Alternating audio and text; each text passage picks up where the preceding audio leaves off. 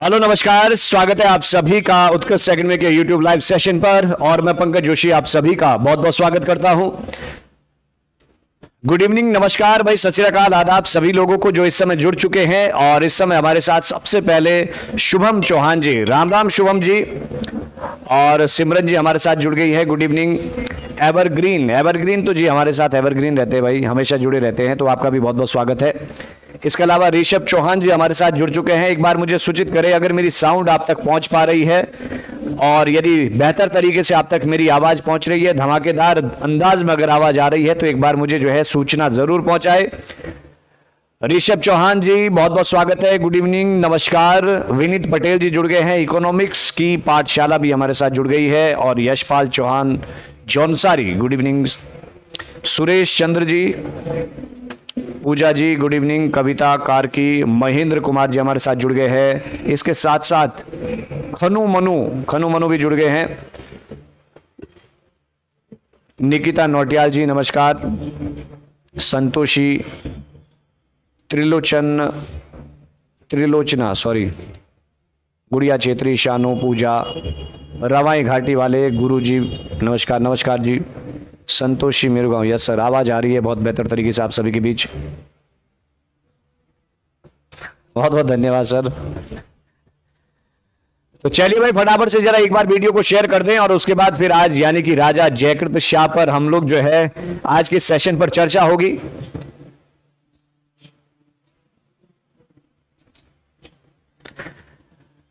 नमस्कार सभी लोगों को जो भी जुड़ रहे हैं भाई, आप सभी का बहुत बहुत स्वागत है। वीडियो को जरा एक बार शेयर कर दे जरूर, और उसके बाद फिर आज का सेशन बहुत ही मजेदार होने वाला है।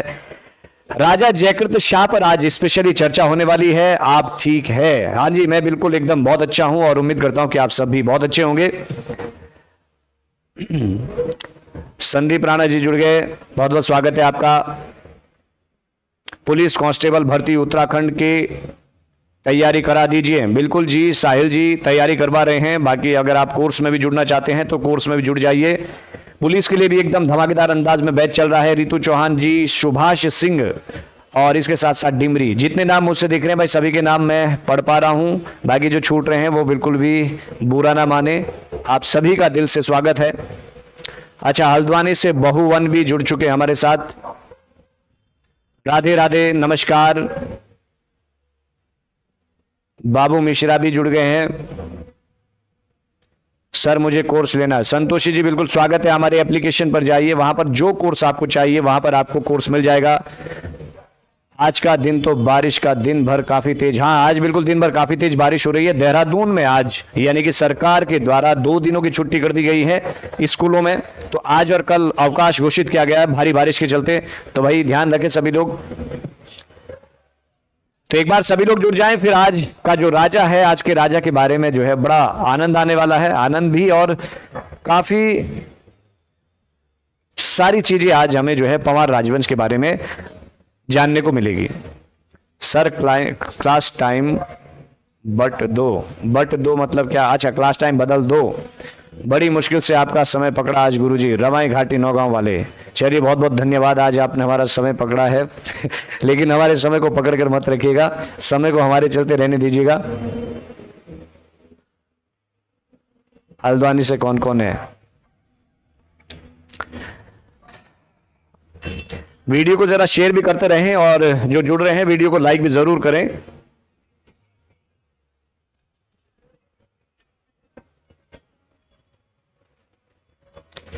शनु जी हाय, मस्त राम जी, मस्त जी। सोनी पवार जी जुड़ गई है। मिष्टी जी भी हमारे बीच जुड़ गई है इस समय। कंचन चौहान गुड इवनिंग।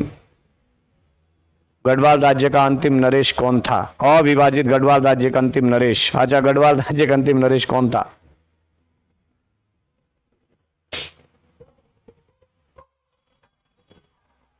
बहुत बहुत धन्यवाद।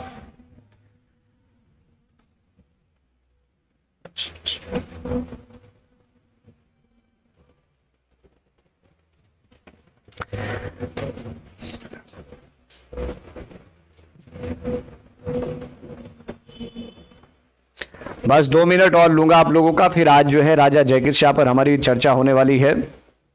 एक बार सभी लोग जुड़ जाएं, क्योंकि इसमें ये हो जाता है कि कुछ लोग थोड़ा सा देरी से जुड़ते हैं। बहुत सारे लोग सोचते हैं कि मैं थोड़ा सा लेट, क्योंकि आज मैं बिल्कुल 8 बजे आप लोगों के बीच उपस्थित हुआ हूं। न्यू स्टूडेंट हूं सर जी, आपकी सोनी पवार, बहुत बहुत स्वागत है सोनी पवार जी। उम्मीद करता हूं कि आपको आनंद आने वाला है। गुड इवनिंग, नमस्कार, जितने भी जुड़ रहे हैं आप सभी का बहुत बहुत स्वागत है। सर शन्नु नहीं शानू, अच्छा शानू, अच्छा शानू जी है, चलिए शानू जी, कुमार शानू जी भी हमारे बीच जुड़ गए हैं। I am watching live class first time, बहुत बहुत स्वागत है बबीता जी, अब बार बार जुड़िएगा जरूर। तो भाई वीडियो को शेयर भी करते रहे, साथ साथ में केवल जुड़ना ही नहीं है, वीडियो को इधर उधर भी शेयर करते रहना है। सर आप मस्त पढ़ाते हो, मजा आ जाता है, ऐसे स्कूल में पढ़ाया जाए तो शुरू से कब तक। हाँ जी बिल्कुल ऐसा, आपकी क्लास का अपडेट कर रहे हैं, बहुत बहुत धन्यवाद भाई सभी। सर मेरा भी नाम ले लो, वीरा, अरे भाई वीरा का नाम लेंगे तो किसका नाम लेंगे, वीरा जी भी हमारे बीच जुड़ गए हैं।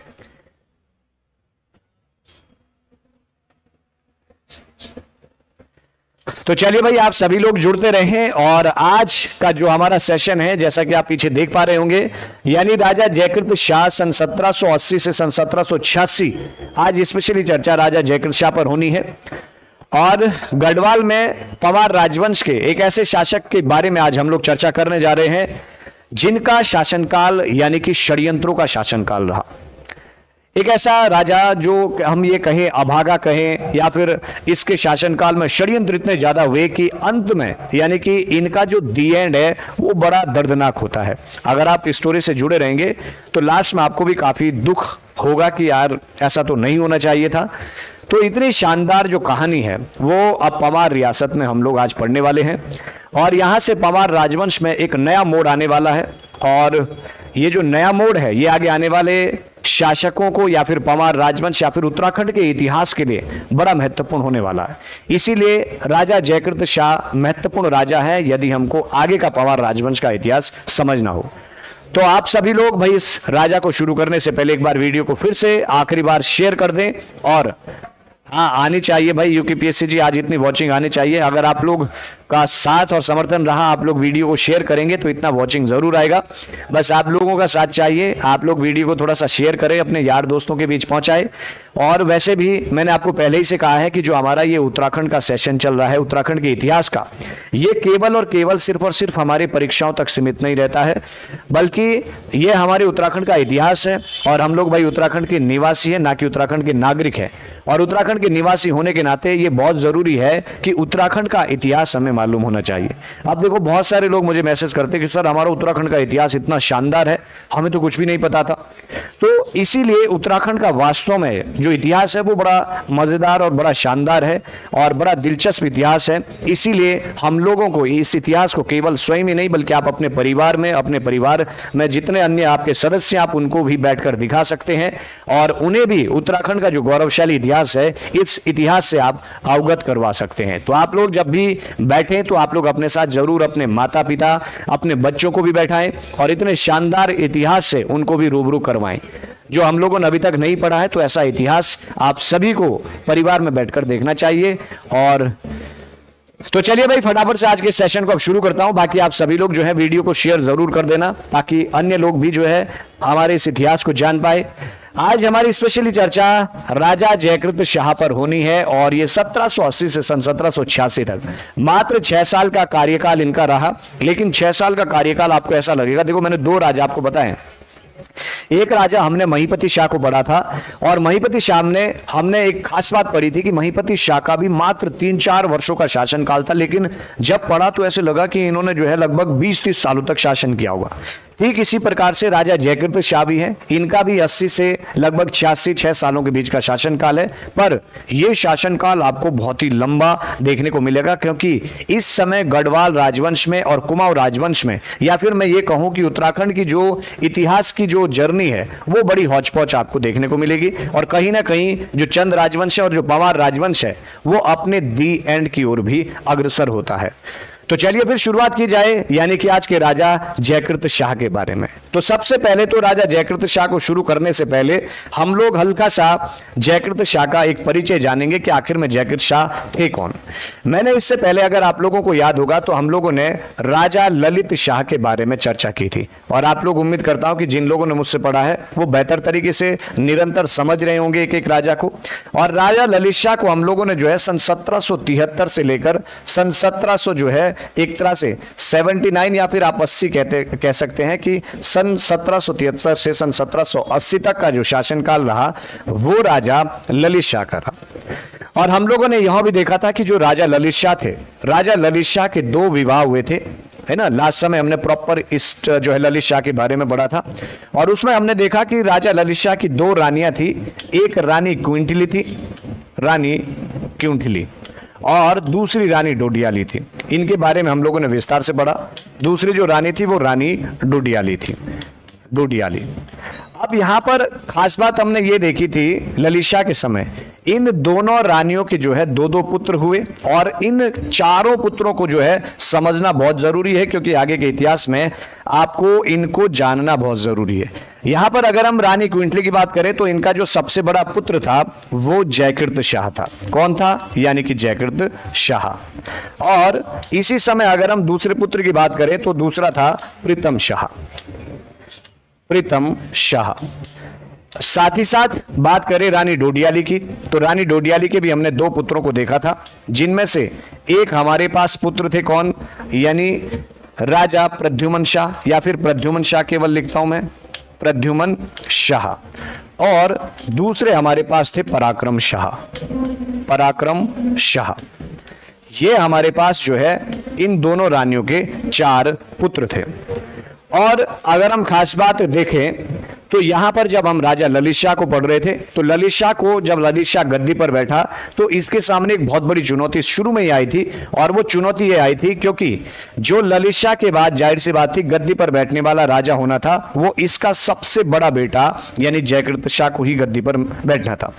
लेकिन कहीं ना कहीं जो इनकी दूसरी पत्नी थी डोडियाली, इनको लगता था कि नहीं भाई, मेरा जो बेटा प्रद्युमन शाह है ये इनका बड़ा पुत्र था, तो इनको लगता था कि प्रद्युमन शाह बहुत ही योग्य है और प्रद्युमन शाह को भी राजा बनना चाहिए। भाई देखा होगा बचपन में इनमें हुनर दिख जाता था, तो इनको लगता था इनकी माता को कि मेरा प्रद्युमन शाह भी राजा बनने लायक पुत्र है, ऐसे में उसको भी राजगद्दी मिलनी चाहिए।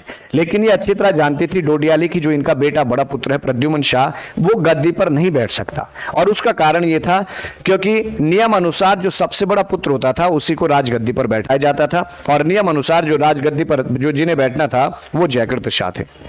ऐसे में राजा जयकृत शाह, राजा ललित शाह को बारंबार, मैंने आपको लास्ट वीडियो में समझाया था कि जो डोडियाली है वो बार बार इनको परेशान करती रही कि भाई मेरे पुत्र को भी राजा बनाइए, कहीं ना कहीं इनके लिए भी आप रियासत को देखिए। तो ललित शाह प्रारंभ में बहुत परेशान रहा, और कहीं ना कहीं ललित शाह जो है अपने इस पुत्र के लिए एक रियासत को जीतना चाहता था, और उसके लिए हमने ये भी पढ़ा था कि ललित शाह को आसपास में केवल और केवल सिरमौर राज्य बहुत कमजोर लगा, इसीलिए ललित शाह ने एक आक्रमण अपने पुत्र के लिए सिरमौर पर भी किया था। आप लोगों को याद होगा कि जब सिरमौर पर आक्रमण किया था तो उस दौरान सिरमौर राजा कौन था? यानी कि किरत प्रकाश था।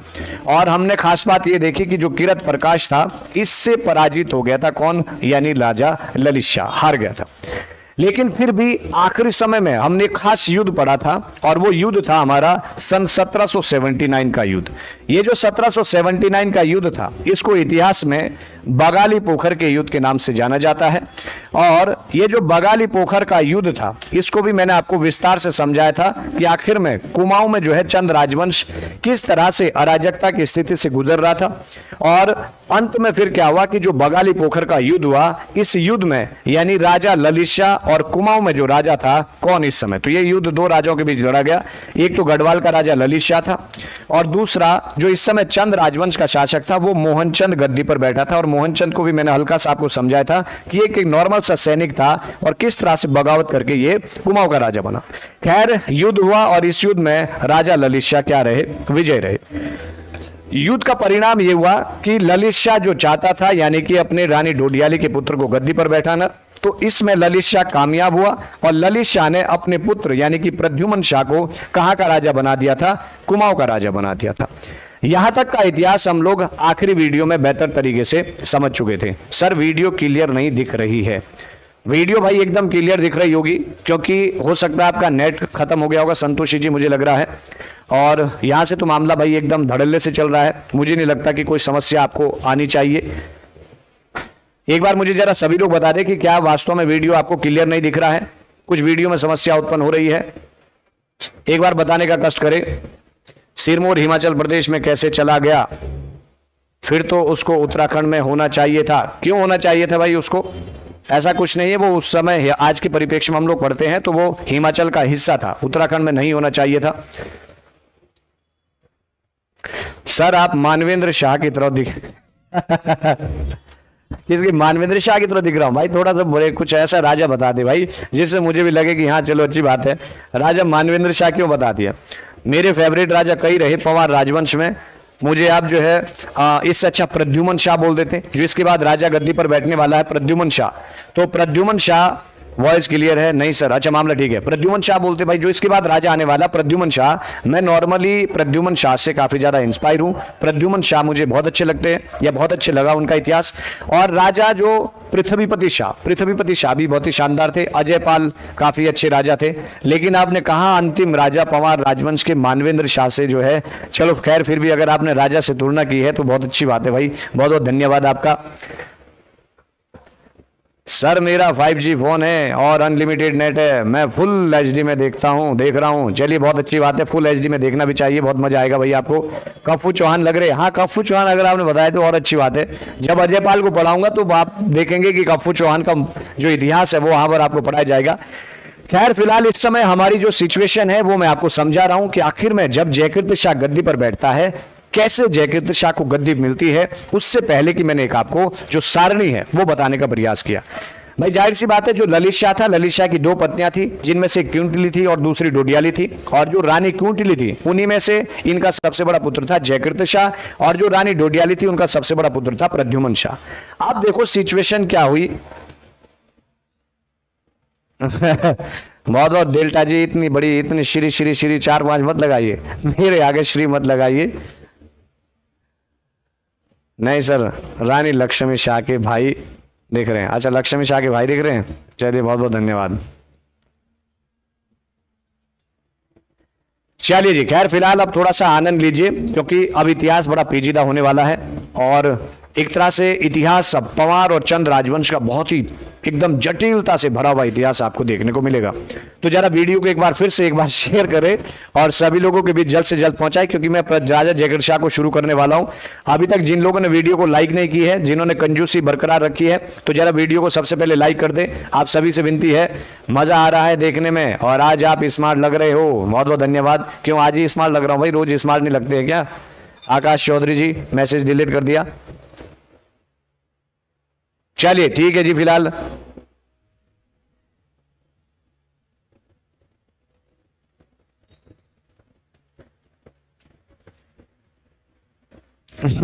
ठीक है भाई। चलिए जी, अब फिलहाल मैं आगे बढ़ रहा हूं। तो यहां तक का मामला उम्मीद करता हूं कि आप समझ गए हैं। कहां तक का मामला? यानी कि राजा ललित शाह गद्दी पर बैठा है और ललित शाह के ये पुत्र हैं। और अब देखना कि जयकीर्ति शाह कैसे गद्दी प्राप्त करता है, ये सिचुएशन हमको यहां से समझनी और वहीं से फिर इतिहास भी शुरू हो जाता है। देखिए, अगर हम लोग बात करें तो हम लोग पढ़ रहे हैं एक युद्ध, और वो युद्ध का जिक्र हो रहा है कौन से? यानी कि बगाली पोखर के युद्ध का जिक्र हो रहा है। तो ध्यान से देखिएगा, ये जो बगाली पोखर का युद्ध है, इस युद्ध को समझने का प्रयास कीजिएगा। बगाली पोखर का युद्ध यानी कि 1779 का युद्ध है। और अगर हम इस युद्ध की बात करें तो ये युद्ध हम लोग पढ़ रहे हैं किसके बीच हो रहा है? यानी कि एक तरफ हमको देखने को मिल रहा है पवार शासक ललित शाह, तो एक तरफ तो हमारे पास राजा ललित शाह देखने को मिल रहे हैं। ध्यान से देखिएगा, राजा ललित शाह, वैसे मैंने पढ़ा दिया लेकिन स्टोरी यहीं से शुरू होती है, इसीलिए आपको इस युद्ध को दोबारा देखना पड़ेगा।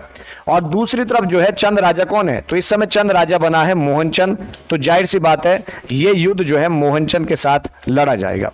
अब देखो क्या हुआ कि जिस समय ये युद्ध लड़ा गया, इस युद्ध में इतना तो हमको पता चल चुका है कि इस युद्ध में विजय किसकी हुई? तो इस युद्ध में विजय पवार राजा की हुई।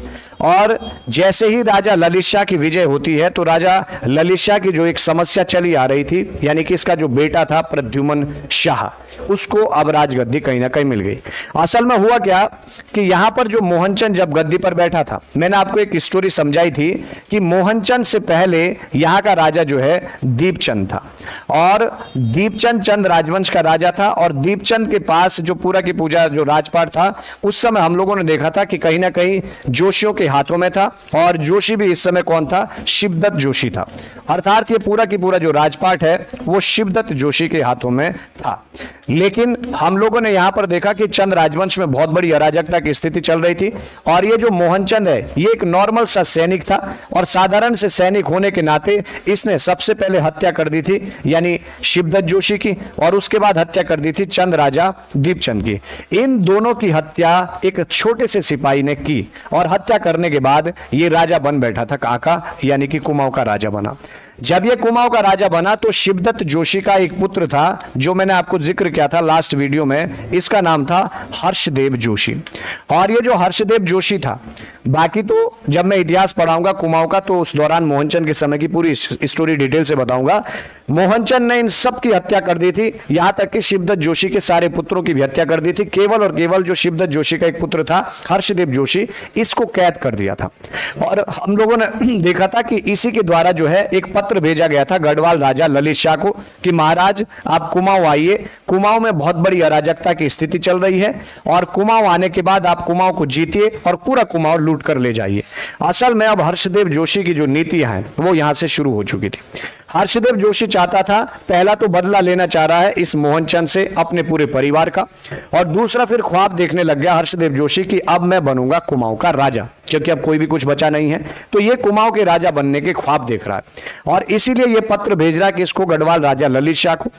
और ललित शाह तो चाहता ही है कि मुझे कोई ऐसा आमंत्रित करे, क्योंकि ये बेचारा खुद अपने पुत्र के लिए राजगद्दी ढूंढ रहा है, जबकि हर्षदेव जोशी को ऐसा कुछ पता नहीं है कि भाई गढ़वाल का राजा यहां पर आकर अपना शासन स्थापित करेगा। ये तो सिर्फ ये सोच रहा था राजा आएगा यहां पर जो है कुमाऊं में आक्रमण करेगा और लूट कर वापस चले जाएगा।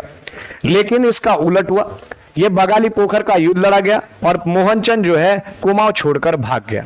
जब मोहनचंद कुमाऊं छोड़कर भाग गया तो यहां पर जब युद्ध का नतीजा निकला तो ललित शाह जीता, ललित शाह की विजय हुई। अर्थात ललित शाह ने अब इसके स्थान पर, मोहनचंद के स्थान पर अपने पुत्र प्रद्युम्न शाह को प्रद्युम्न चंद के नाम से क्या कर दिया? गद्दी पर बैठा दिया।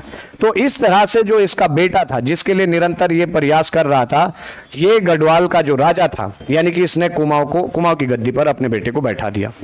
उत्तराखंड के इतिहास में पहली बार ऐसा हुआ कि जब पवार राजवंश का शासक यानी कि कुमाऊं की गद्दी पर भी बैठा, तो ललित शाह ने एक काम तो बढ़िया कर दिया कि भाई अपने बेटे को कुमाऊं का राजा बना दिया। लेकिन जैसे ही कुमाऊं का राजा बनाया, यहां पर समस्या उत्पन्न हो गई। किसको? हर्षदेव जोशी को।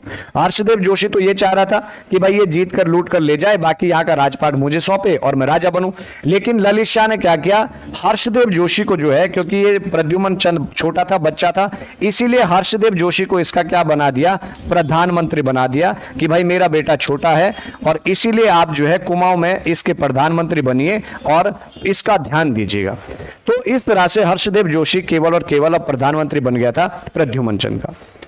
खैर, अब ललित शाह वापिस अपनी रियासत की ओर बढ़ा, यानी कि भाई युद्ध जीत लिया बगाली पोखर का।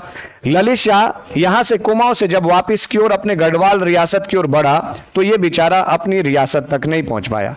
रास्ते में एक जगह पड़ती है दुलारी, और इस दुलारी में पहुंचते ही यानी ये बीमार पड़ गया, और कहा जाता है कि इसको जो है मलेरिया हो गया था, और मलेरिया होने के चलते जो है वहीं पर बीच रास्ते में जो है राजा ललित शाह ने क्या कर दिया? दम तोड़ दिया।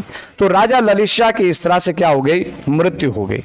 अब सोचो, असली मुद्दा यही है। जरा वीडियो को शेयर कर देना भाई, गद्दारी मत कीजिएगा।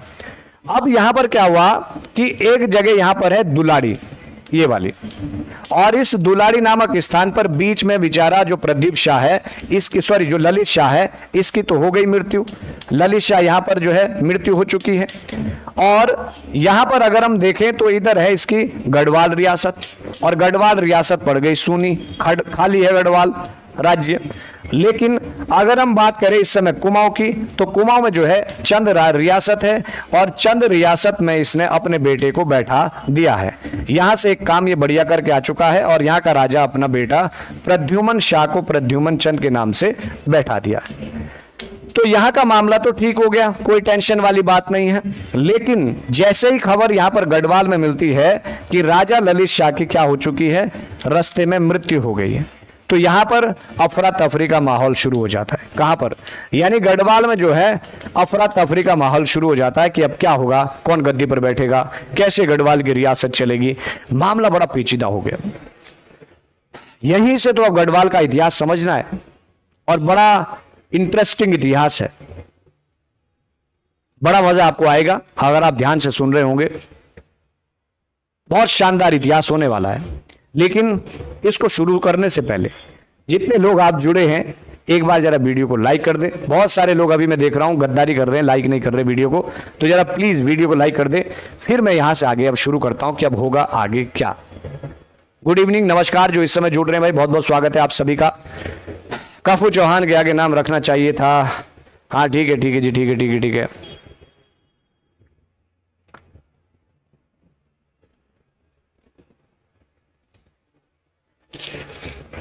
भाई थोड़ा सा आंकड़ा आगे बढ़ा दीजिए। किसी ने मुझसे वादा किया था कि आज 500 का आंकड़ा जाएगा, तो इसीलिए आप लोग कर सकते हैं। तो आपसे रिक्वेस्ट है भाई, इतने मेहनत से आप लोगों के बीच डेली आते हैं और स्वास्थ्य खराब होने के बावजूद भी अपना टर्म नहीं तोड़े हैं कि नहीं आना है तो आना है। तो इतना तो आप लोगों का भी फर्ज बनता है कि थोड़ा सा आप भी यार दोस्तों के बीच वीडियो को जरा शेयर कर दीजिए। सर सच में मजा आ रहा है, बिल्कुल मजा आएगा। अभी आप देखिए कैसा धमाका। अच्छा, संजय भारती से जुड़ गए। चलिए संजय जी, बहुत बहुत स्वागत है आपका भी हल्द्वानी से इस समय।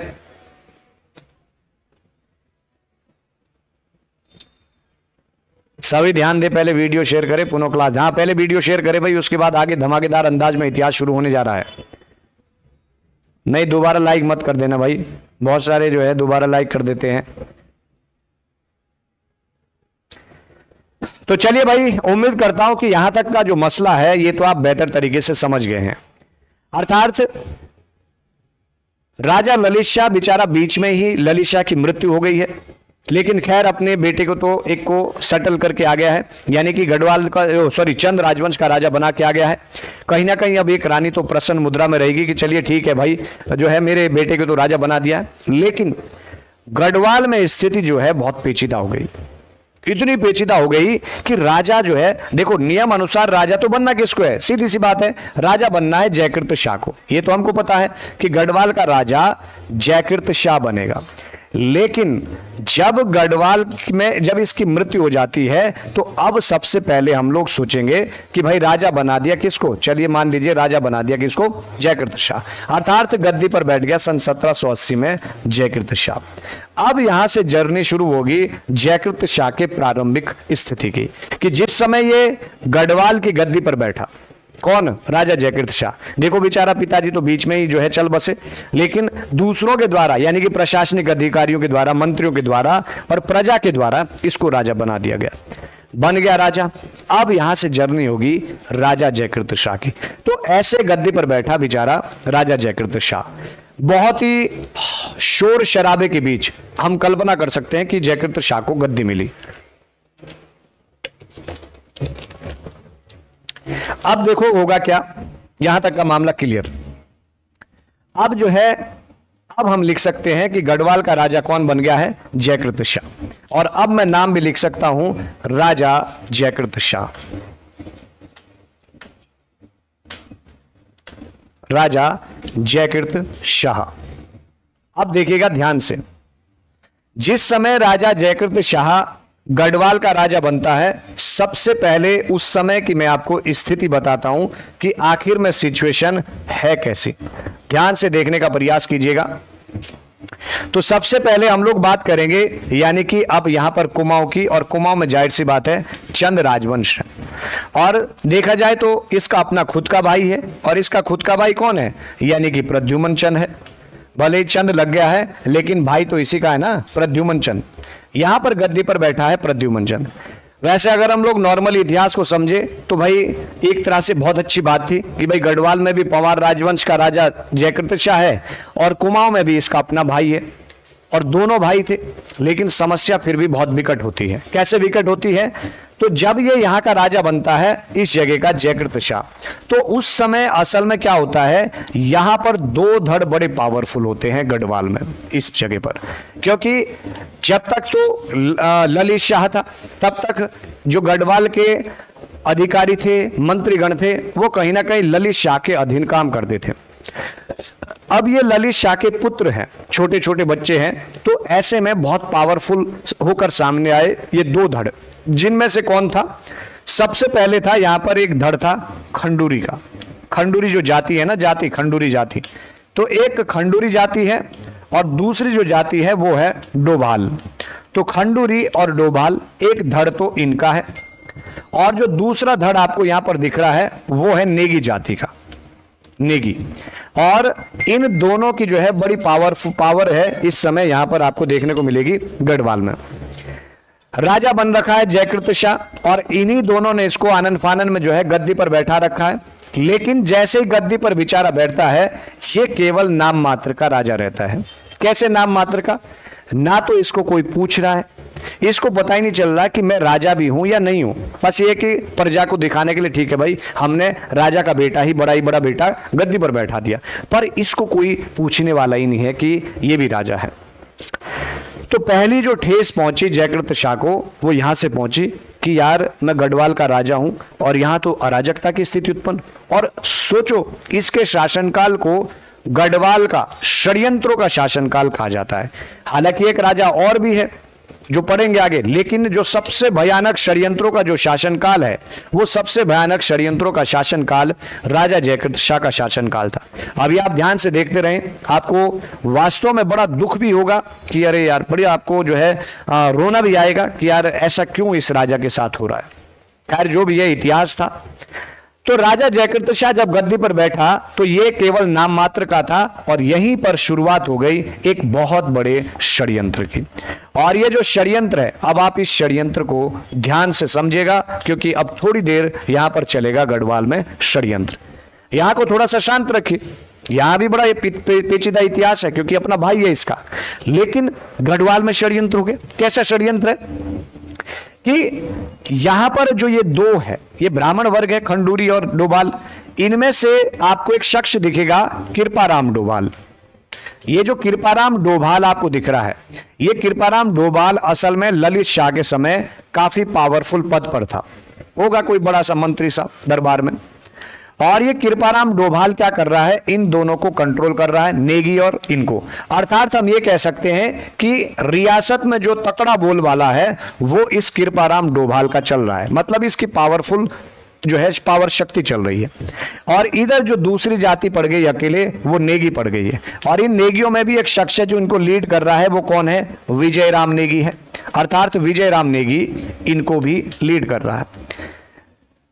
देखते देखते क्या हुआ कि ये बेचारा नाम मात्र का राजा है, और यहां पर मामला ये होने लग गया कि धीरे धीरे ये जो कृपाराम डोभाल है, ये स्वप्न देखने लग गया षड्यंत्र के तहत कि अब हम लोग जो है राजा जयकृत शाह को एक ऐसा प्लान बनाकर इसको गद्दी से हटा देंगे, और यहां पर जो है खंडूरी और डोभाल की एक रियासत को स्थापित कर देंगे। मतलब बहुत बड़ा षड्यंत्र चल रहा है। जनता भी अनभिज्ञ है, जनता को कुछ पता नहीं चल रहा है, लेकिन अंदर ही अंदर जो है दरबार में इतना भयानक षड्यंत्र कि एक तरफ जो है पावरफुल लगा रखी है किसने? खंडूरी और डोभालों ने, और दूसरी तरफ फिर जो है पावर लगा रखी नेगियों ने। अर्थात देखते ही देखते इन दोनों का आपस में क्या हो गया? एक झगड़ा हो गया, मतलब इनका आपस में पंगा चलना शुरू हो गया भाई, नेगी वर्सेज इनका।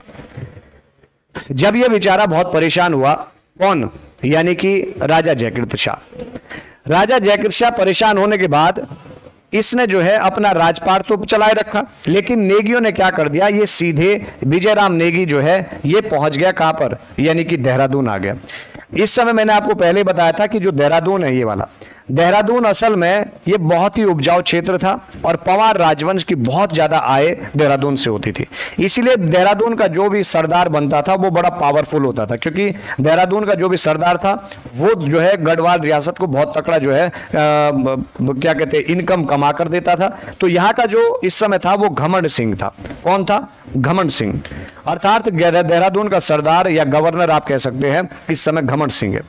ये नेगी लोग जो है बहुत ही प्रताड़ित हुए, क्योंकि पावरफुल कौन थे इस समय? कृपाराम डोभाल अर्थात खंडूरी डोभाल थे। इसका बेचारे का पत्ता साफ है, ये केवल नाम मात्र का, इन्हीं दो के खेल चल रहे। और विजयराम परेशान होकर सीधा कहां पहुंच गया? देहरादून, और घमंड सिंह से जो है चर्चा की। असल में घमंड सिंह नेगी था और ये नेगी जाति से संबंधित था, और ये पहुंच गए देहरादून। और घमंड सिंह को सारी की सारी जो है बातें बोल देते हैं कि भाई देखिए ऐसा है जी, वहां तो केवल और केवल जो है खंडूरी और डोभाल का बोलबाला चल रहा है, राजा तो केवल और केवल नाम मात्र का गद्दी पर बन बैठा है। कौन? यानी कि जयकृत शाह। जयकृत शाह की तो बेचारी कोई सुन ही नहीं रहा, और ऊपर से षड्यंत्र पे षड्यंत्र चल रहे हैं। वो दिन कभी भी आ सकता है जब जयकृत शाह के परिवार को खत्म करके वहां पर डोभाल और खंडूरियों का शासन दिख सकता है। तो इन्होंने सारी जो है चिट्ठा बोल दिया किसको? घमंड सिंह को। घमंड सिंह का मजाक चल रहा है, देहरादून का गवर्नर था, बहुत पावरफुल जगह का था। तो ये आ गया, घमंड सिंह पहुंचता है, और घमंड सिंह जब यहां पहुंचता है तो यहां पर जो है इनकी एक सभा बुलाई जाती है। और जब सभा बुलाई जाती है तो उस भरी सभा में ये जो घमंड सिंह है, घमंड सिंह क्या करता है? इस कृपाराम डोभाल की जो है गर्दन अलग कर देता है भरी सभा में, कि ले भाई क्यों पंगा ले रहा है। अर्थात जैसे ही कृपाराम डोभाल की हत्या कर दी जाती है, कृपाराम डोभाल को मार दिया जाता है, यहां पर जो है शून्य पड़ जाता है। मतलब खंडूरी और डोभालों की पावर ही कृपाराम डोभाल से थी। मतलब ये बड़ा तेज और चालाक होगा, इसीलिए ये पावरफुल रहे होंगे। लेकिन अब बेचारा जो ये जयकृत शाह था, बड़ी मुश्किल से कहीं ना कहीं इसका पीछा इनसे छूटा, इनका जो है मामला शांत पड़ा, और इसे लगा कि अब कहीं ना कहीं दोबारा से जो है अब मैं गढ़वाल का राजा जो है, मुझे प्रजा समझेगी, काम मेरे अधीन होंगे। अब फिर से क्या हो गया? यहां पर अब ये पावरफुल बन गया विजयराम नेगी। अब यहां पर विजयराम नेगी जी अपने वो चलाने लग गया। इसको तो मौका ही नहीं मिल रहा बेचारे को कि क्या किया जाए। तो जब विजयराम नेगी भी यहां पर षड्यंत्र करने लगा, अब जो है नेगी जातियों की ओर से, जैसे घमंड सिंह और विजयराम नेगी, अब ये ख्वाब देखने लगे कि अब गढ़वाल रियासत जो है हमारे हाथों में होगी, अर्थात हम लोग जल्दी जो है राज परिवार को निपटा देंगे, और उसके पश्चात जो है हम यहाँ के क्या बन जाएंगे? राजा बनेंगे। और षड्यंत्र इस हद तक होने लगा कि यहां पर जागर पवाड़ों में यह तक लिखा जाता है कि षड्यंत्र इस हद तक हो रहे हैं कि किसी भी वक्त जो है यहां पर जयकृत शाह की हत्या की जा सकती है, यानी राजा की हत्या कभी भी हो सकती है। और राजा बेचारा बहुत खौफ में आया, इसको लगा कि भाई अब तो मुझे छटपटाना पड़ेगा। एक कुनबा तो चले गया, भाई कृपाराम डोभाल तो गया, लेकिन अब घमंड सिंह आदि बहुत पावरफुल हो गए और ये कभी भी मुझे मारकर गद्दी को हड़प सकते। तो अब ये बेचारा सीधा सहायता मांगने कहाँ आया? यहां से पहुंचा और सीधा सिरमौर रियासत में आ गया। और जब ये जयकृत शाह सिरमौर रियासत में पहुंचा तो इस समय सिरमौर का जो राजा था वो किरत प्रकाश था। मैंने आपको ऑलरेडी पहले बताया, ये किरत प्रकाश को सारी स्टोरी सुनाता है कि महाराज मैं तो केवल और केवल नाम मात्र का राजा बन बैठा हूं, वहां तो षड्यंत्र पे षड्यंत्र चल रहे हैं, मुझे तो लग ही नहीं रहा कि मैं भी राजा हूं गढ़वाल का, और कभी भी मुझे जो है मारकर जो है पूरा की पूरा सिस्टम अपने हाथों में ले सकते हैं। तो किरत प्रकाश ने कहा कि टेंशन मत ले भाई, सेना लेकर चलेंगे यहां से और युद्ध लड़ेंगे और आपको दोबारा से आपका अधिकार दिलाएंगे।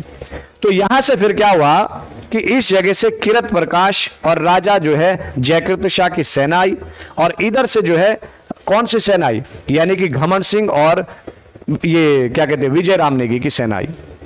घमासान युद्ध लड़ा गया, और इस घमासान युद्ध में यह हुआ कि यहां पर घमंड सिंह को भी मारा गया और विजयराम नेगी भी मारा गया, और एक तरह से अब यहां पर इनका कुनबा भी शांत हो गया। अब इन दोनों का गेम खत्म, और बड़ी मुश्किल से बेचारा अब राजा यानी कि जयकृत शाह को लगा कि अब मैं गढ़वाल का राजा हूं। तो इस तरह का इसको गद्दी पर बैठते ही पहले क्या हुआ, यानी कि बहुत ही मुश्किल से, हाँ ये खुद को जो है प्रधानमंत्री नियुक्त करता है, बिल्कुल आप सही कह रहे हैं।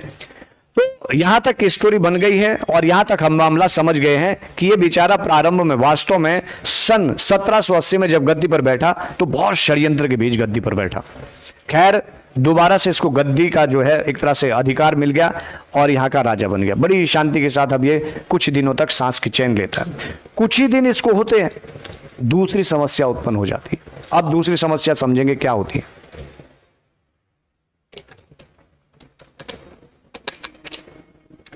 अब देखो यहां पर मामला क्या होगा। अब चलेगा नया किस्सा। नया किस्सा क्या होगा, ध्यान से समझते रहें। जयकृत शाह बेचारा बड़ा परेशान रहेगा जिंदगी भर। बड़ी मुश्किल से यहां पर नेगी, खंडूरी और डोभालों का जो ये वर्चस्व था इसको खत्म किया। अब दूसरा पत्ता खुल जाता है किधर का, यानी कि चंद राजवंश का। अब यहां पर आप ध्यान से देखिएगा, अब यहां का इतिहास मैं शुरू कर रहा हूं चंद राजवंश का। अब यहां पर लिख देता हूं, चलिए भाई, अब जो है बेचारा जयकृत शाह आराम से राजा बन गया है, यानी इसको लग रहा है कि मैं अब राजा हूं। जयकृत शाह बैठ गया गद्दी पर। लेकिन कुछ ही टाइम इसको हुआ कि यहां पर बहुत बड़ी समस्या उत्पन्न हो गई। इधर का राजा इसी का भाई बैठा हुआ है, और इसका भाई कौन है, प्रद्युमन चंद है। अब प्रद्युमन चंद बेचारा ये भी एक प्रकार का यहां पर नाम मात्र का राजा है, इसको पता ही नहीं है कुछ भी, छोटा सा बच्चा है और कुमाऊं की गद्दी पर बैठा दिया है।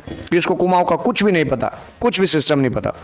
और इसका प्रधानमंत्री जो बना के रखा हुआ है, इसका प्रधानमंत्री बना रखा है एक ऐसा व्यक्ति जिसको जो है चाणक्य कहते हैं, यानी हर्षदेव जोशी कौन है, इसका प्रधानमंत्री। एक ऐसा व्यक्ति जो शुरू से ही चंद रियासत की गद्दी को प्राप्त करना चाहता है। मैंने तो पहले बताया, इसका तो मूड खराब हो गया जब ये यहां का राजा बन गया, और ये तो यहां का राजा खुद बनना चाहता है। तो अब जो है गेम शुरू होता है किसका इसके बाद, यानी कि इसका। असल में यहां पर क्या होता है कि जब यहां पर जयकृत शाह खुद राजा बन जाता है, अपने निर्णय स्वयं लेने लगता है, तो यहां के जो इसके अब मंत्री थे, जो पदाधिकारी थे, वो लगातार जयकृत शाह के कान भरने लगते हैं कि महाराज, जो कुमाऊं की रियासत है वो तो आपके पिताजी ने जीती है। किसके कान भर रहे हैं, यानी जयकृत शाह के कान भर रहे हैं। कौन भर रहे हैं, इसके जो अधिकारी मंत्रीगण, और कह रहे हैं कि महाराज जो ये कुमाऊं की रियासत है वो आपके पिताजी ने जीती है, ये वाली। अर्थात अब जो वहां पर आपका भाई गद्दी पर बैठा है वो हमारा नहीं है। अगर वो हमारा होता तो पवार यानी कि शाह नाम से बैठता, लेकिन वो किस नाम से, वो चंद के नाम से बैठ गया। और इस आधार पर क्या हुआ कि इस राज्य पर हमारा अधिकार हुआ। और आप एक काम करो, अब यहां पर जो है हमको क्या लेना है, इस राज्य से हमको कर लेना है, टैक्स लेना है। यहां से हमको जो है कर लेना पड़ेगा, टैक्स लेना पड़ेगा। तो फिर जयकृत शाह को भी लगता है, भाई बेचारे का पूरा षड्यंत्र का दौर है बेचारे का, तो इसको लगता है कि बात तो भाई सही है, बात तो पते की है कि हमें तो जो है वहां से टैक्स लेना चाहिए। तो ये फिर क्या करता है, ये यहां से जो है पत्राचार करता है और पत्र भेज देता है, सीधा कहता है इनको अपने उनको कि पत्र भेजा जाए उधर। और ये लोग जो है पत्र भेजते हैं यहां पर, और वो पत्र किसके पास पहुंचता है, भाई पत्र तो इसी के पास आएगा क्योंकि यही वहां पहुंचाता है। तो पत्र पहुंचता है हर्षदेव जोशी के पास, टैक्स वाला, कि हमको भाई टैक्स चाहिए। हर्षदेव जोशी को मौका मिल जाता है, हर्षदेव जोशी का दिमाग खुल जाता है। वो कहता है कि यही अब मौका आ गया मेरे पास कि मैं क्या करता हूं कि इनको दोनों भाइयों को आपस में झगड़ाता हूं। और फिर क्या होगा कि प्रद्युमन शाह यहां से निकल जाएगा, क्योंकि प्रद्युमन शाह को तो गढ़वाल रियासत थी, पावरफुल रियासत थी, खूब धनवान रियासत थी, यहां तो कुछ भी नहीं है। तो ये ख्वाब ये देखने लग गया हर्षदेव जोशी कि मैं किसी तरह से प्रद्युमन चंद को यहां से गढ़वाल भेज दूं और खुद यहां का जो है वापिस राजा बनूं। तो ये हर्षदेव जोशी गेम खेलने लगा कि जो पत्र वहां से आता था उस पत्र को झूठा झूठा दिखाकर इसके सामने पेश करता था। और इसने क्या कर दिया, इसको पत्र दिखाया। अब हम तो कल्पना कर सकते हैं कि उस पत्र में भाई, अब जब इतना नाम इसको दिया है चाणक्य जैसी उपाधि, तो ये पत्र में क्या दिखाता होगा, ये दिखाता होगा कि महाराज गढ़वाल रियासत से पत्र आया है और वो आक्रमण करने के लिए कह रहे हैं कि हम कुमाऊं में आक्रमण कर देंगे अगर प्रद्युमन शाह टैक्स नहीं देगा। धमकी भरे पत्र दिखाता होगा प्रद्युमन चंद को। तो प्रद्युमन चंद को भी लगता हो कि भाई तो गलत बात है, यहाँ तो मुझे बैठा रखा मेरे पिताजी ने, और वो ऐसा कैसे कह सकते कि ये रियासत आपकी है, ये तो मेरे पिताजी ने जीती थी और मुझे दी है। तो कहीं ना कहीं प्रद्युमन शाह का जो दिमाग है वो भी थोड़ा गड़बड़ होने लग गया कि ऐसा कैसे हो सकता। खैर, यहां से प्रद्युमन शाह इसको कहता है कि वापस पत्र भेज दे कि कोई टैक्स नहीं मिलेगा और ये रियासत अब मेरी है, मैं चंद राजवंश का ही राजा बना हूं, मैं कोई दूसरा राजा नहीं हूं। तो जब वापिस पत्राचार के लिए कहा जाता है तो यह हर्षदेव जोशी फिर से गेम खेलता है, और जब यहां से पत्र यहां पर वापिस भेजता है गढ़वाल रियासत, तो अब यह अपनी तरफ से लिखकर बढ़ा चढ़ाकर भेजता है और लिखता होगा कि भाई हम आक्रमण कर देंगे, हम टैक्स नहीं देंगे, हम गढ़वाल रियासत पर चढ़ाई कर देंगे।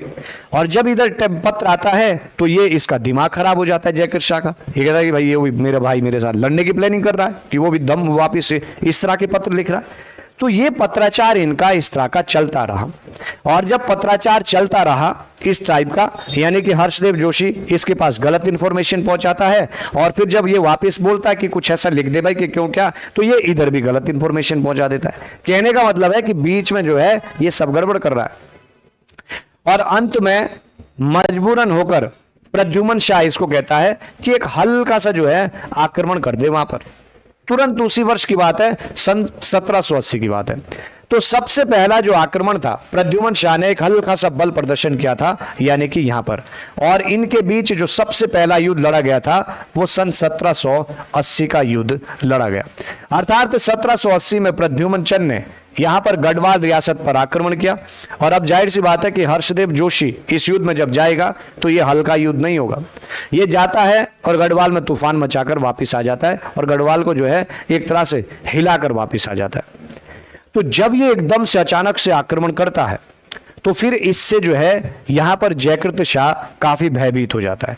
मतलब जयकृत शाह को लगता है कि यार मेरा खुद का जो भाई है वो जो है इस तरह से मुझ पर आक्रमण कर रहा है। ये बेचारा बड़ा परेशान है, बड़ी मुश्किल से तो ये अपने षड्यंत्रों से, आंतरिक षड्यंत्रों से बाहर निकला है, और अब इसका खुद का भाई वो भी जो है गढ़वाल पर सीधा अटैक कर दे रहा है। खैर फिलहाल पहला युद्ध इसने झेल दिया। पहला युद्ध झेलने के बाद फिर से इनके बीच इस तरह के पत्राचार लगातार आपस में चलते रहे, और इन पत्राचारों में आपस में यहां पर भी षड्यंत्र होने लगे, यानी कि इसकी खुद से अब फिर से जो है दरबार में षड्यंत्र चलने लगे। और इन दरबारी षड्यंत्रों के साथ साथ जो है इधर भी जो है हर्षदेव जोशी निरंतर प्रद्युम्न शाह के कान भरता रहा। और फिर अब इन दोनों के बीच एक दोबारा से युद्ध लड़ा जाएगा, जिसको इतिहास में कपरोली के युद्ध के नाम से जाना जाता है। प्रद्युम्न शाह यानी कि फिर से हर्षदेव जोशी इसको तैयार करता है कि महाराज एक आक्रमण करना पड़ेगा वरना मामला गड़बड़ हो जाएगा। तो ये करता कि ठीक है फिर एक अभियान कर दो। तो फिर से प्रद्युम्न शाह और जयकृत शाह के बीच एक युद्ध लड़ा जाता है, जिसको हम लोग जो है कपरोली के युद्ध के नाम से जानते हैं। कपरोली का जो युद्ध है ये हमारा युद्ध लड़ा गया सन 1785 में।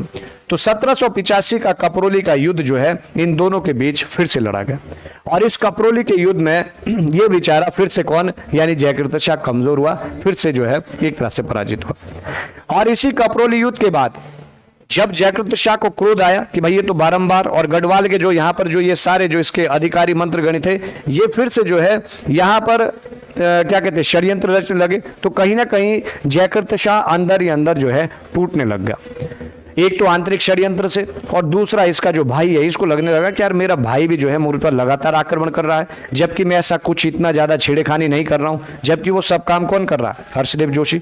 हर्षदेव जोशी तो केवल दिमाग में एक ही चीज बना के रखा हुआ है कि किसी तरह से प्रद्युम्न शाह वहां चले जाए, गढ़वाल में चले जाए, और फिर मैं यहाँ का राजा बन जाऊं। मामला जब लगातार बढ़ता गया तो इस दौरान क्या हुआ कि असल में हर्षदेव जोशी ने जब ये दो आक्रमण किए तो वो घुसना चाहता था अंदर, कहां पर, यानी राजधानी श्रीनगर में। लेकिन श्रीनगर में घुस पाना इतना आसान नहीं था पंवार राजवंश के, समझ गया। श्रीनगर राजधानी है, और राजधानी तक घुस पाना कोई ऐरी गैरी बात नहीं थी। और हर्षदेव जोशी श्रीनगर में एंटर करना चाहता था। हर्षदेव जोशी इतना ज्यादा भयानक आक्रमण करना चाहता था कि इसको तबाह करना चाहता था, और तभी जाकर प्रद्युम्न शाह यहाँ का राजा बन सकता था। यानी कि ये पूरा इसको मारने के प्लान के साथ युद्ध करता है। अब इस बार क्या हुआ कि हर्षदेव जोशी एक बहुत तगड़ा गेम खेलता है। बहुत तगड़ा गेम कैसे खेलता है कि जयकृत शाह जो शख्स था ये किसी भी अपने अधिकारियों पर अब ट्रस्ट नहीं करता था, इसको कोई भरोसा नहीं था किसी भी। लेकिन एक शख्स था जिससे ये बहुत ज्यादा विश्वास करता था, और इसका बहुत ही विश्वास पात्र था धनीराम। ये धनीराम से ही सारे आइडिया लेता था, और धनीराम के साथ ही बेचारा जयकृत शाह वार्तालाप क्या करता था कि अब क्या करना चाहिए क्या नहीं। मतलब धनीराम में ये बहुत ज्यादा ट्रस्ट करता था जयकृत शाह। और हर्षदेव जोशी इतना तेज चाणक्य निकला कि सीधा संपर्क किया किससे, धनीराम से, और धनीराम को ही पटा दिया। हर्षदेव जोशी ने कहा कि देख भाई धनीराम, ऐसा है कि अगर हमारी सहायता करेगा तो यहां का राजा बना दूंगा, गढ़वाल रियासत का राजा। और इस बार हम ऐसा आक्रमण करने वाले हैं कि सीधा श्रीनगर में घुसेंगे और तबाही मचाएंगे, और राजा की हत्या करके गढ़वाल का राजा आपको बना देंगे। अब धनीराम भी खुश हो गया। तो धनीराम ने कहा कि यार आइडिया तो अच्छा है, तो बताइए क्या चाहते हैं। तो हर्षदेव जोशी ने कहा कि बस इतना बता दो कि हम लोग श्रीनगर में किस रास्ते से घुस सकते हैं। धनीराम ने सारा प्लान बता दिया कि आप यहां से आइए, ऐसा आइए, सीधा डायरेक्ट श्रीनगर में पहुंचेंगे और तबाही कीजिएगा। हर्षदेव जोशी ने फिर से तैयार किया प्रद्युम्न चंद को कि महाराज एक आक्रमण और करना पड़ेगा। ये झूठ बोलता था इधर कि भाई वो जो है कभी भी आक्रमण रणनीति बना रहे, हमारे ऊपर आक्रमण करेंगे, ऐसा वैसा जो भी रहा होगा इनके बीच का। तो इस बार क्या हुआ कि सब प्लान इसके पास मिल गया था और इस बार इतना भयानक आक्रमण किया हर्षदेव जोशी ने। ये आक्रमण जो है सीधा यहां से आक्रमण हुआ और डायरेक्ट राजधानी श्रीनगर पर हुआ। और जब राजधानी श्रीनगर पर आक्रमण हुआ, आसानी से श्रीनगर में पहुंच गया, तो इसने श्रीनगर को जला दिया, मतलब तबाही मचा दी। इसको आज भी उत्तराखंड के इतिहास में जोशियानी कांड के नाम से जानते हैं। तो ये जोशियानी कांड इतना भयानक था कि इसका असर सीधा राजा जयकृत शाह पर पड़ा। जयकृत शाह इतना टूट गया इस खबर के बाद, इसको लगा कि भाई राजधानी श्रीनगर के जो रास्ते हैं जहां से अंदर पहुंचा, ये कोई भी जो है किसी को मालूम नहीं था, लेकिन कैसे पहुंचा, कैसे जो है चंद रियासत की सेना डायरेक्ट सीधा राजधानी में एंटर हुई। और जब इसको बेचारे को पता चला कि ये इसके खास विश्वास पात्र जो मित्र था धनीराम ने बताया, तो अब जयकृत शाह पूरा ही टूट गया। अब इसको लगा कि भाई ऐसे नहीं चलेगा, ना मेरे साथ मेरे मंत्री है, ना मेरे साथ मेरी प्रजा है, ना मेरे साथ मेरे प्रशासनिक अधिकारी है, और ना मेरे साथ मेरा भाई है। मेरा भाई भी लगातार मुझ पर आक्रमण कर रहा है। तो जयकृत शाह को बहुत गुस्सा आया। जयकृत शाह ने कहा कि अब ऐसे काम नहीं चलेगा। जयकृत शाह वहीं पर आया देव प्रयाग में, और देव प्रयाग में जो है मंदिर था, और इस मंदिर का नाम है रघुनाथ मंदिर। जयकृत शाह रघुनाथ मंदिर में पहुंचा, और रघुनाथ मंदिर में पहुंचने के बाद इसने अपने आप को जो है इस मंदिर के अंदर बाहर से बंद कर दिया, अंदर से बंद कर दिया। और अंदर से बंद करने के बाद इस रघुनाथ मंदिर में राजा जयकृत शाह लगातार 3 से 4 दिनों तक यानी कि भूखा प्यासा तड़पता रहा। और जब ये भूखा प्यासा इसमें तड़पता रहा, तो इसकी जो रानियां थी वो बेचारी इस मंदिर के बाहर इसको पुकारती रही कि महाराज बाहर आइए। भाई जितनी भी इसकी शादियां होगी ये बोलती रही महाराज बाहर आइए, बाहर आइए। लेकिन ये बहुत हताश था, निराश था, टूटा हुआ था, और इसने तड़प तड़प कर रघुनाथ मंदिर में अपने प्राण दे दिए। तो इस तरह से यानी कि जयकृत शाह का दी एंड हुआ। लेकिन जब जयकृत शाह की मृत्यु हुई मंदिर के अंदर, रघुनाथ मंदिर के अंदर, तो कहा जाता है कुछ जागर पवाड़ों के अनुसार कि जो इसकी रानियां थी, इन रानियों ने सोचा कि जो हमारे पति है यानी कि जयकृत शाह की मृत्यु केवल और केवल किसकी वजह से हुई है, यानी कि इसका भाई प्रद्युम्न शाह की वजह से हुई। क्योंकि प्रद्युम्न शाह, लोग तो यही सोचते थे कि प्रद्युम्न चंद ने आक्रमण किया है और इसी की वजह से जो है ये परेशान है। तो इन सबको लगा कि इसका जो भाई है प्रद्युम्न चंद, ये सबसे बड़ा दोषी है, जबकि बेचारा प्रद्युम्न शाह को दिन दुनिया का पता ही नहीं है। तो ऐसी मान्यता है कि इन्होंने यहीं पर जो है रघुनाथ मंदिर के समक्ष ये कहा कि जिस तरह से, जोशियों का नाम खराब कर दिया, तो इसने कहा कि इनकी रानियों ने कहा कि जिस तरह से हमारे पति ने तड़प तड़प कर अपनी जान दी और हर समय जो है षड्यंत्रों के बीच लड़खड़ाता रहा, इसी तरह से प्रद्युम्न शाह का भी अंत होना चाहिए। तो आज भी बहुत सारे इतिहासकार, बहुत सारे जो है किताबों में आपको ये देखने को मिलेगा कि जब प्रद्युम्न शाह इसके बाद गद्दी पर बैठेगा, तो प्रद्युम्न शाह पूरे जीवन भर लड़खड़ाता रहा। हालांकि जज्बात था, हिम्मत थी, जुनून था, लेकिन बेचारा लड़खड़ाता रहा और लड़खड़ाते हुए ही मारा भी गया। तो कहते हैं कि इसी की भाभी जो थी, इन्हीं का श्राप जो है प्रद्युम्न शाह को भी लगा। तो इतनी शानदार जर्नी जो है राजा जयकृत शाह की रही।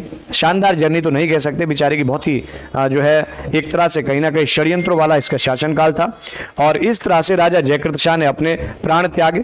जैसे ये खबर पहुंचती है राजा प्रद्युम्न चंद को, प्रद्युम्न चंद दौड़ कर आता है, सारी की सारी जो कुमाऊं की रियासत का राजपाट किसके हाथ में सौंप देता है, हर्षदेव जोशी के। कहता है कि ले भाई यहाँ का राजा तू बन जा, और ये खुद सीधा यहाँ से यहाँ पहुंचता है, और वापिस अब यहाँ का राजा कौन बनेगा, यानी कि प्रद्युम्न शाह बनेगा।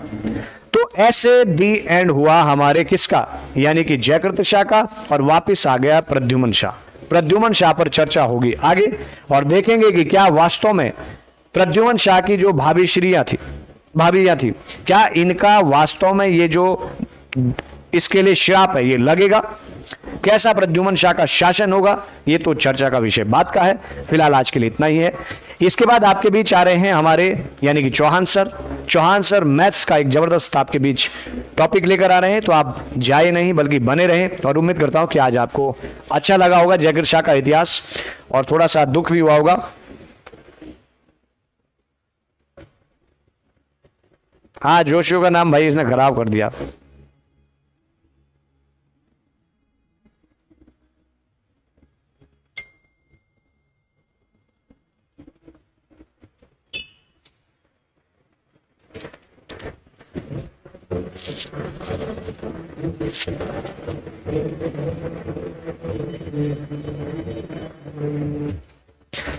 तो चलिए भाई, हमारी तरफ से तो शुभ रात्रि है। बाकी अभी आप जाइएगा नहीं, आप लोगों के बीच आपके जो है चहते सर आ रहे हैं। अच्छा, दूसरी चीज आपको बताना भूल गया, अभी जितने लोग बचे हैं, हिंदी प्रवक्ता का जो बैच है वो हमारा लॉन्च हो चुका है। हिंदी प्रवक्ता मेंस, मैंने आपको पहले बता दिया है। अगर आप जुड़ना चाहते हैं तो फटाफट से कोर्स को लीजिए, आपके लिए ऑफर लगा हुआ है, और इस ऑफर का आप फायदा उठाइए और जाकर हमारे एप्लीकेशन से हिंदी प्रवक्ता का बैच ज्वाइन कीजिए। इसके अलावा डीएलएड के जो भी छात्र हैं, डीएलएड का बैच भी बन चुका है, तो आप एप्लीकेशन पर जाइए। 14 सितंबर तक डीएलएड के बैच पर भी ऑफर है, वहां से आप डीएलएड का बैच प्राप्त कर सकते हैं। डीएलएड का भी धमाकेदार अंदाज में क्लासेस शुरू हो गई है, और हिंदी प्रवक्ता की क्लासें भी आपकी शुरू हो गई है। तो जाकर फटाफट से आप इन बैच को प्राप्त कर सकते हैं। धन्यवाद।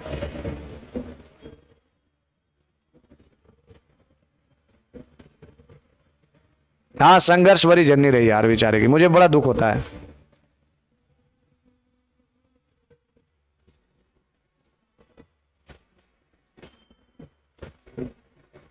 यहाँ म्यूजिक चल रहा है, मैं तो म्यूजिक का आनंद भी ले रहा हूं साथ साथ में। बहुत बहुत धन्यवाद भट्ट जी।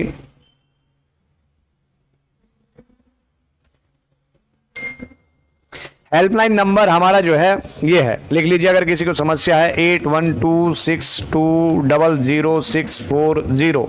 और हमारे पास 2 बैच लॉन्च हो चुके हैं, हिंदी प्रवक्ता और डीएलएड का। जिनको जुड़ना है फटाफट से ऑफर का लाभ लीजिए और बैच को ज्वाइन कीजिए। आपके पास केवल 2 दिन तक ऑफर है, फिर बाद में मैसेज मत क्या करो कि सर मैं जो है गांव में था, मेरा नेटवर्क गायब था, इसलिए मुझे ऑफर का पता नहीं चला। तो आप लोगों के लिए बहुत कम फीस हमने रखी है, हिंदी प्रवक्ता मेंस और दूसरा डीएलएड का बैच। तो अगर आप हमसे पढ़ना चाहते हैं और हमारी टीम के साथ जुड़ना चाहते हैं तो फटाफट से जाएं। और आपके बीच जो है सर भी आगे हैं, सर तो जाए नहीं। और सर का आज का टॉपिक बड़ा धमाकेदार है भाई, आप लोगों के बीच बहुत बहुत धन्यवाद सभी लोगों का। कितने का है कोर्स हिंदी का? हिंदी का कोर्स मात्र 2500 रुपए का है। सभी जगह से आपको बहुत कम फीस में मिलेगा और बहुत क्वालिटी के साथ। राणा सर आपको जो है एकदम धमाकेदार अंदाज में पढ़ा रहे हैं, तो जब लोग फटाफट से जाएं।